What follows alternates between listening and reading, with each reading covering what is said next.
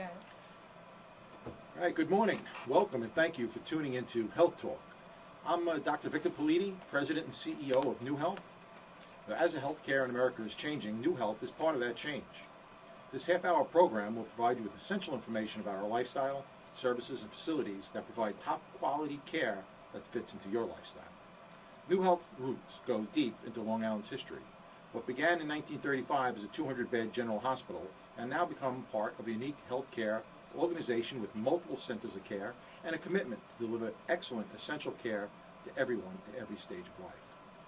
We're absolutely dedicated to being the healthcare institution that makes the full spectrum of world-class services available to all of Nassau County's residents. Our improvements are making us a leading provider of primary and tertiary care services that rival the best hospitals in the country. So I'm Dr. Victor Politi, and here you are this afternoon, or this morning rather, at NUMC, Nassau University Medical Center's Health Talk. Today we're going to be speaking with Dr. David Fagan, who's our chairman of pediatrics at our hospital. And let's start right out and say good morning, David, and why don't you tell us a little bit about yourself? Good morning, Dr. Politi. Thanks for having me and giving me an opportunity to talk about pediatrics. So I'm a Long Island guy. I grew up in West Hempstead, went to school upstate New York, and did my medical school right here out at Stony Brook. Trained in pediatrics at Columbia Presbyterian, and I've been living in Long Beach since 1994. And I've been at New Health since 2010 and head of the department since 2012. That's great.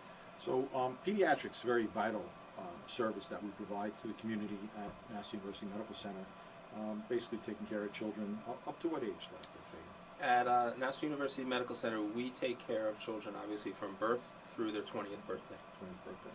So it's a wide variety of problems that you're faced with. I know you have a great team of board-certified pediatricians and a whole slew of pediatric subspecialties available, as well as a full pediatric floor and a pediatric intensive care unit as well.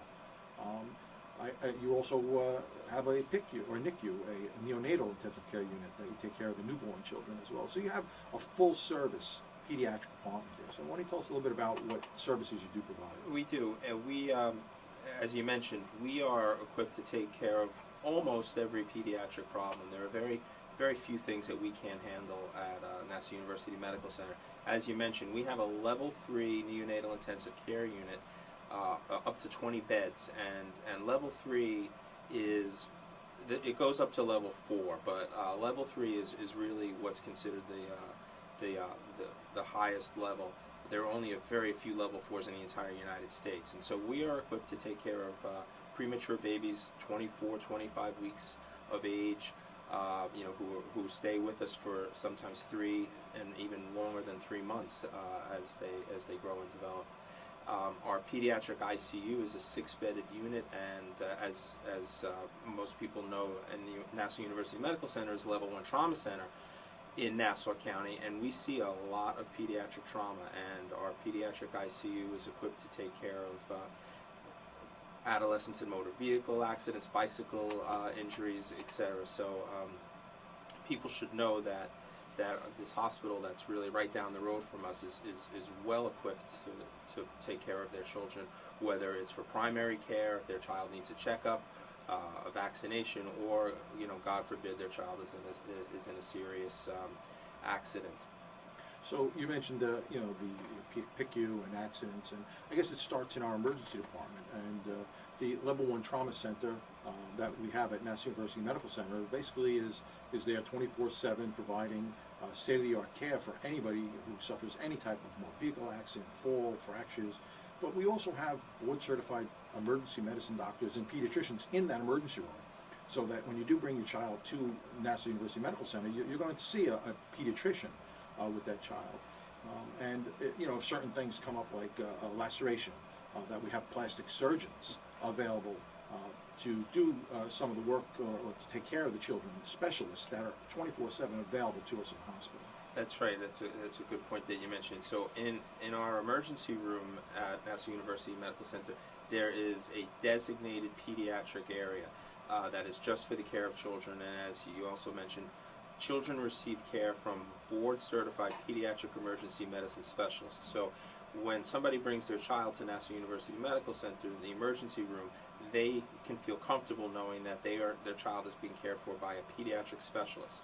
In addition to our pediatric board-certified emergency room docs, we have a complement of pediatricians who specialize and excel in taking care of children in an emergency setting.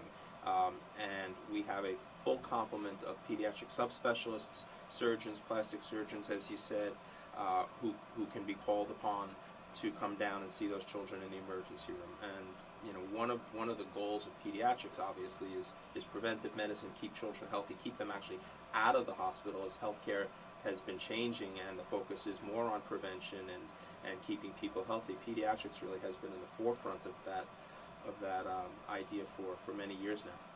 That's true. And so we have subspecialists. So why don't you tell us about some of the subspecialty services? Because some of the listeners may have children that might have some other medical problems, and we do have the resources and the specialists that they might be seeking. We do. Dr. Renee Bargman is my pediatric endocrinologist, and she's board certified in pediatrics and pediatric endocrinology. She trained at New York Hospital Cornell. She's well published, does a lot of writing, journal articles, etc. And she's been at Nassau University Medical Center now for about 5 years. She came in 2009, and she has built a practice that specializes in caring for children with diabetes, which is a growing problem. Children with thyroid disorders, children with growth disorders. There's a number of children that we just used to think were short, but we couldn't do anything about. But now, with the advent of different testing and different medications, we can diagnose growth hormone deficiency and help these children achieve, their predetermined height. So Dr. Bargman offers a full array of pediatric endocrine services. We also have Dr. Mark Jacobson on our staff, who is actually a nationally known expert in pediatric lipid disorders and weight management. He's been recognized by the American Academy of Pediatrics and the American Heart Association for his work. And he heads up our weight management and obesity program, which, as I don't need to tell you, is becoming more and more of a problem today in pediatrics as children spend more time in front of a computer screen or a tablet or a video game and less time outside, running around and playing. Yeah, and that's true, and that childhood obesity is a very big problem, especially in families that both parents are working, or one parent being a one-parent household, where we rely a lot on fast food and not getting the nutrition and the meals that we need. And so we see childhood obesity, and this is important. So, it amazes me, I've been the president CEO now for 7 months. And whenever I have these shows and I meet with the chairman and I talk about the staff and the physicians, just how qualified the staff is, how these physicians come from some of the best schools, have some of the best backgrounds, of any place, of any hospital, and they're right here at Nassau University Medical Center. I'm a Belmore guy, I'm a Long Islander, and I never had any idea just what resources and just how good Nassau University Medical Center was. You hear about other hospitals, and NUMC is the trauma center, and God forbid you get injured, that's where you want to go, because they're by far the finest place to be for those types of things. But behind the scenes, the actual medical care, particularly in pediatrics, the things that you bring to the table. So as a resident of Nassau with my children, how could I get my children to come to Nassau University Center to see some of these specialists? So it's as easy as calling 486 NUMC to make an appointment, and you can specify, I need to see a pediatric endocrinologist, I need to see a pediatricologist, and the appointment desk will set up that appointment. And anybody can call my office. My number is listed. It's 572-6177, and we can help you schedule an appointment. And one of the advantages that we have over maybe some other facilities or offices on Long Island is we have, for some of our subspecialists, a shorter wait time. Your pediatrician says you need to see a pediatric neurologist, or you need to see a pediatric allergist, and they give you the name of somebody, and it might be 2 months before you get that appointment. And as a working parent, you want your child to be seen that week, the next week, because obviously this is something that's weighing on your mind. And in the case of National University Medical Center, we can accommodate you. We can get you in for that appointment, and we are very good about getting back in touch with the pediatricians who sent us the patients. So there's that communication, which is really, really vital. Yeah, and we're building a huge primary care center on the first floor of the hospital. If anybody's driving down Hempstead Turnpike, just look on the right-hand side, and you'll see all the construction being done right there on the first floor. And it's going to be a giant, a very nicely done pediatric area with pediatric subspecialties that people can come and avail themselves to. And just to my point with National University Medical Center, here you are, the chairman of the pediatrics, of the whole pediatric department, and you're putting your phone number out there. I mean, it's such a big hospital. People see this monolith of 19 stories on Hempstead Turnpike, but yet it's such small town, small hospital type of care that we're giving, personalized service. And you're not the only chairman that says, listen, I'm here. If people need answers, or people need to talk to someone, I'm here for them. And even I as a CEO feel the same way. That anything we could do to make that hospital better and to provide better service to the community, we want to know about it, because we really want to put National University Medical Center as the foremost hospital in Nassau County. And I think you mentioned the new primary care center that's going to be opening, and I think the goal there is we are going to make that into as much of a private office type setting as possible. And correct me if I'm wrong, but people aren't going to have to come into the main hospital. There's going to be a separate entrance that they can go right into the primary care center. Yeah, correct. They're going to come right in. There'll be parking right there in front of the primary care center. A large parking area. There'll be handicap parking as well, and they just walk right into their own canopied entrance into the primary care. There'll be a concierge greeter, and you'll say, "Well, I'm here for pediatrics." They'll send you down to the pediatric area, and you guys will be there to take care of them. You mentioned this 19-story building, but we really are the hospital for the communities in Nassau County. And I've been there 4 years now, and I used to drive by and see this building and wondered what went on inside. And since you mentioned some of the great physicians, not just in pediatrics, but all throughout the hospital that provide care to the citizens in Nassau County. I have physicians call me and want to come, and whether it's full time or if they can give a half day a week and work at Nassau University Medical Center, because they have pride in the community that they came from, and they want to deliver excellent care. Yeah, and it's true, and that's what we're here for. All across the board, all of the chairmen, all of the doctors feel the same way. The nursing care as well. Everybody wants to, we understand being in a hospital is not a happy experience, not a pleasurable experience, but it's a must. And if you do have to be in the hospital when you have a child that's sick, there's probably no more stressful time than a parent with a sick child. We want to try to make that environment as comfortable as it can for you, to assure you that the physicians and nurses are the best, and that all that can be done for your child is done. So if we do have someone sick in the emergency room, they'll call down the pediatrician, we'll admit them to the hospital. You have a beautifully decorated pediatric wing floor with very child friendly, and with all the different types of Disney stuff on the walls, and the rooms are good, and it seems it's really a cheerful place up there. And then you have a pediatric intensive care unit. Why don't you tell me a little bit about the PICU? So our pediatric intensive care unit it has 6 beds, and it's staffed by pediatric intensive care specialists and other physicians who assist him. Our pediatric intensivist is Dr. Peter Seminara. He has many, many years of experience, and as important as Dr. Seminara is to the care of the children in the PICU is our nursing staff.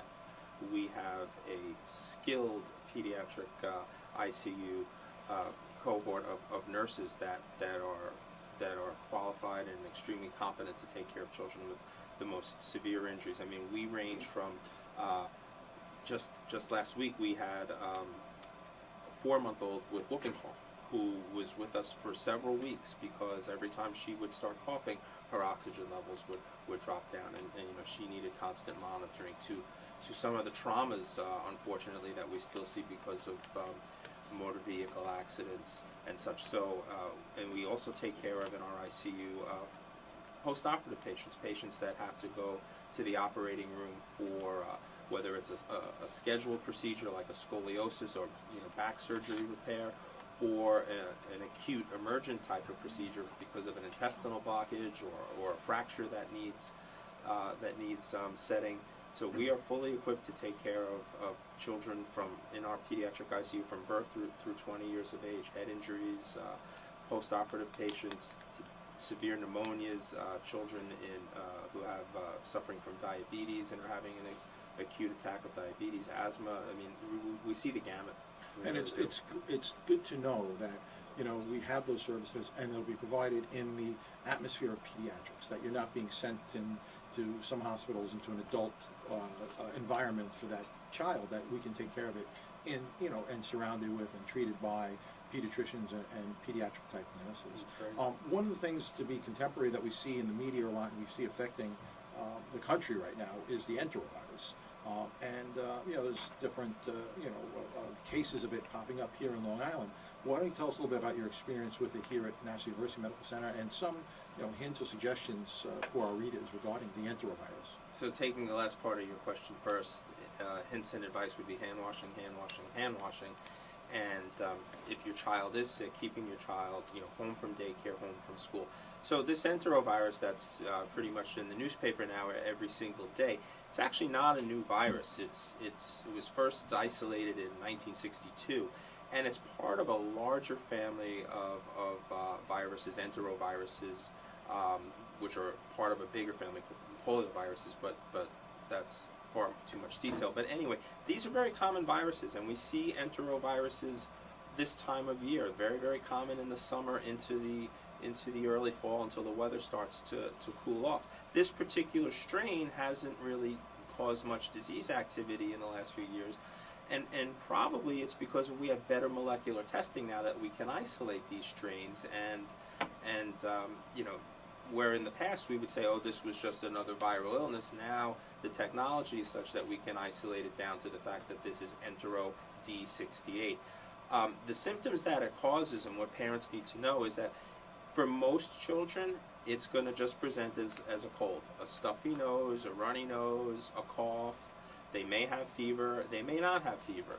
And for the majority of children, that's really going to be it. And it's affecting children really age 9 and under.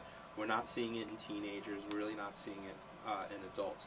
The folks who should pay more attention to the enterovirus are parents who have children with asthma. Because the cases where this infection has been severe and resulted in children being hospitalized, children needing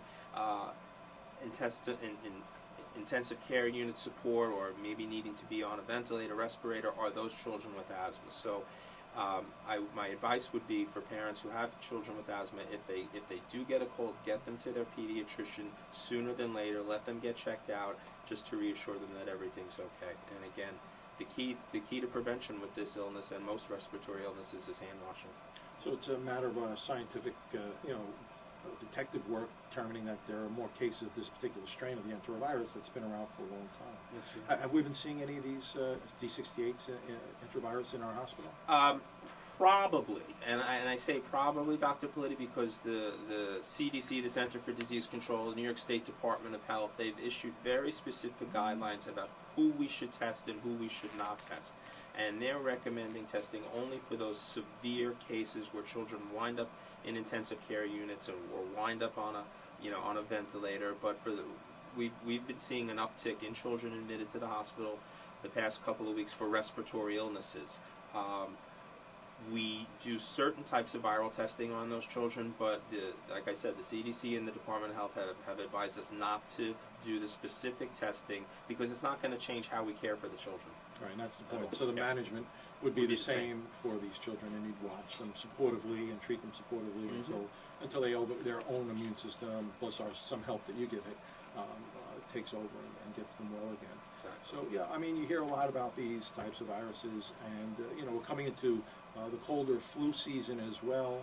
How about vaccines for children? Are there any suggestions? School started.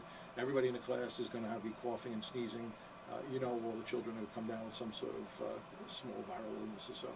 Yeah, so I'm glad you brought up that topic because we're getting into cough and cold season and flu season, and a couple of things. Parents need to know that the average upper respiratory tract infection, your cough, your cold, that can last over a week. That can last up to 2 weeks, and you know, and cough and cold season really is like October to April in this part of the United States. And for a parent, it may seem that their child always has a cold, because they get over one, and then the next, before you know it, they have another one. But that's okay if the child is acting well, playful, happy, doesn't have a fever. It's okay that they have a cough and a runny nose. But let's talk a little bit about influenza and the flu. It's recommended by the CDC, the American Academy of Pediatrics, and every health organization that all children aged 6 and up receive an annual influenza vaccine. And people ask, well, why do I have to get a flu shot every year? Why does it have to be every year? And first of all, it's not just a shot anymore. We have an intranasal vaccine, which is as efficacious, or in some cases better, than the old shot in the arm. But the reason why we have to immunize against influenza every year is that the flu virus itself changes. It mutates year to year. And so the vaccine each year is different to match the influenza virus that's in the community on a yearly basis. Children and elderly people are the two population groups that get affected most by influenza. Just this past Saturday, I was speaking to a group of child care professionals, and I told them that 108 children died of influenza last year in the United States. And these are all completely preventable deaths. If children get immunized, that doesn't 100% stop them from getting the flu, but it's going to be a very, very mild case if they were to come down with it. But it's definitely going to present deaths from influenza. And to think about it, in the United States in 2013-14 flu season, 108 children lost their lives to something that can be preventable because of a vaccination. Also very important, and why children and everybody needs to get an influenza vaccine, is it prevents transmission of the disease. So if you pick up the flu virus but you're immunized, it's gonna also prevent you from transmitting that onto another person in the community who may not be immunized. So my advice is for every family, go out, get your children immunized. The last point I want to make about influenza, Dr. Politi, is that people say, well, I got the flu vaccine once and it caused me to get the flu. Well, that's just impossible. When your child gets the polio vaccine, they don't come down with polio. When your child gets the measles vaccine, they don't come down with the measles. It's impossible to get influenza from the vaccine. So why do people say that? Well, you may have gotten infected with a virus similar to influenza 2 or 3 days before you got your influenza vaccine. It takes a couple of days for the symptoms to come out, and then you tie it to the fact that, I just was immunized against the influenza. It must be because of that. But it's impossible. So that's really a myth, and I want everybody to know that. Yeah, and coincidence. And so, really, a really strong take-home message from what you're talking about, Dr. Fagan, is the fact that people really do need to get the influenza vaccine, the flu shot, and particularly children, especially a child in school. If we could prevent the spread in these types of classrooms, we really can do a lot of help a lot of children from becoming ill. And so, I'm sorry. I was going to just say, we offer influenza vaccine clinics at NUMC. People can just call up 486-NUMC and say, I need to get my child an influenza vaccine, and we're usually able to accommodate them same day or within 1 to 2 days to come in and get their child immunized. Right. And that's great. The fact that all they have to do is call up and come right in and see us, and we'll take care of it. So you brought up a lot of really important facts about the enterovirus, like keeping your hands clean, and if your child is sick, to keep them home from school or from daycare, because we don't need to spread the viruses around and getting the vaccine. And there are a lot of things that affect children today, and we think of children as toddlers in our preschool age, but then we have our teenagers, and they have a whole different set of problems. And again, preventive medicine is key in medicine. We want you to prevent you from having that heart attack, prevent you from having that stroke. And the same goes for other things, like prevent you from having a car accident. Wear your seatbelt, stop smoking, don't drink in your drive, wear a helmet when you bicycle, car seats for children. So all of these, what we take for granted, are medical preventive issues that we need to tell our patients and tell the parents to watch it. And so now we have teenagers, and what we're seeing a lot, and I know in the emergency department, especially here on Long Island, we're seeing a lot of children, and I'm saying children, this is 16, 15, 17-year-old children on heroin, overdosing in the emergency department, and it's becoming such almost an epidemic proportions here on Long Island. There's not a day, I think, goes by that we don't have an overdose in our emergency department. Why don't you speak a little bit to that, to opioids? Right. It's when I trained to be a pediatrician, it's not something I ever even imagined that would fall under my what I practice. But everybody reads Newsday, they watch the news, and they see about the opioid problem on Long Island in Nassau and Suffolk counties. And as you mentioned, it's not just adults. We see children, we see adolescents, teenagers, 16, 17, 15 years old, who, for whatever reasons, have become addicted to opiates. And a lot of times they start out with pills, OxyContin, and things like that. And teenagers they're a unique population. They think, oh, it's not going to happen to me. It's not going to happen to me. I'm different. I can beat this. I can get away with it. But as everybody knows, and it's an extremely addictive drug, and before you know it, they're off the pills and onto heroin because it's available, it's everywhere, and it's cheap. And we see children come into our emergency room, overdose, or trying to get off heroin.